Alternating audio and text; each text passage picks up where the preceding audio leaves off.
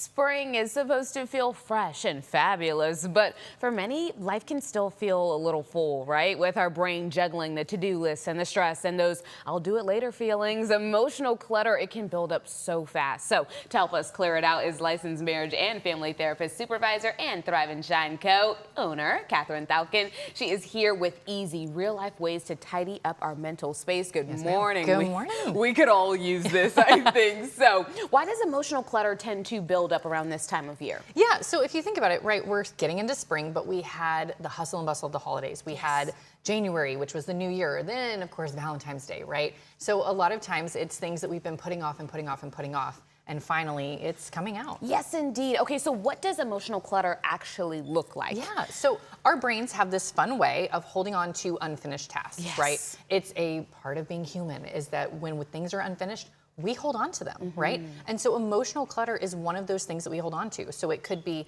that we have some mental load that's a little too much. It could be that we have some resentment that's built up. It could be that we've been just constantly overstimulated because, I mean, what person hasn't been? Yeah. And we're holding on to those things. But you know what? I like that you said something about resentment because it makes me think, okay, there's more to emotional clutter than just your to-do list, right? It's your interaction with others. And so how does that show up in a day-to-day, do you think? Yeah, so really what we're looking at is that, are you seeing yourself being more irritable? Are you shorter with people, right? Where you would have given more grace, are you snapping back at it? Also, are we having those moments where maybe we're actually not really paying attention to what somebody's saying, right? Have you ever been talking to somebody and then your brain goes somewhere else? Yeah, girl, and you're in a whole other world and you just so, Yeah, it's like, oh yes, no, of course, yeah, totally. I was totally doing that, right?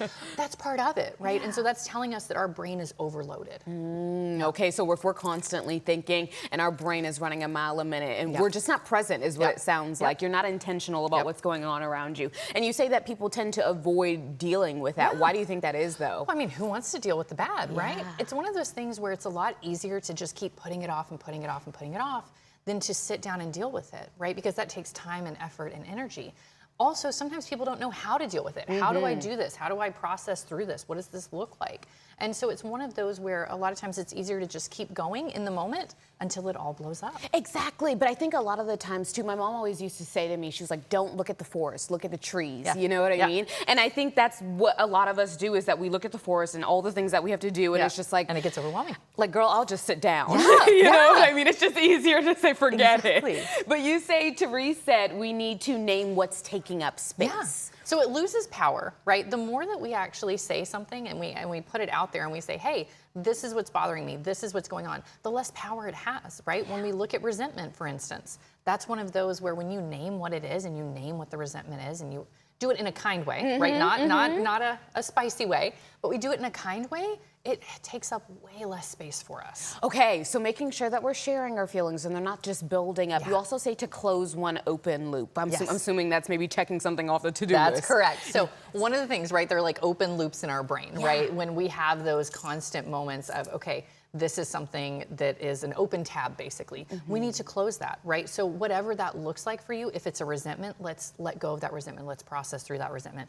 If it's something where it's like, hey, I'm carrying a huge mental load, let's close that loop. What's causing us to carry that mental load? Let's close it up. Yes, indeed, because once it's done, it's done. And the beauty of it, if you're like me, you get to highlight it off your list, which is the best part. You also say to create breathing room on purpose. What does that look like in your day-to-day? Yeah, so that's one of those moments where how quickly are we just pushing through life, right? Are we taking a second to actually exhale? Right? And so it's one of those moments where, are we creating some breathing room? Are we creating a moment to actually exhale during the day? And then also, with that being said, are you taking care of yourself? Yes, That's a huge one. Okay, you know what? I'm loving this conversation because I'm pulling from all different parts. My Pilates instructor, she always says, take the biggest breath that you've taken all day today. And everybody just, and you can just hear the collective sigh of just, woo, Jesus, the day is off me, you know? And sometimes you have to just take that for yourself and lead yourself into that. What do you think is the biggest takeaway? Do you think that's maybe the one big takeaway of today? I think that's a huge takeaway. I think it's also, you don't have to tackle everything at once. That's another big one, right? It can get overwhelming. Don't tackle it all at once. Pick one thing and let's work through that. And you know what? To remember that we're not alone, that everybody is drowning in their own situation. You are not by yourself. This is really great information. Tell us where we can find you. Yeah, so thriveshineco.com or 817-415-0908. Thank you so much, Kathryn, for being here this morning.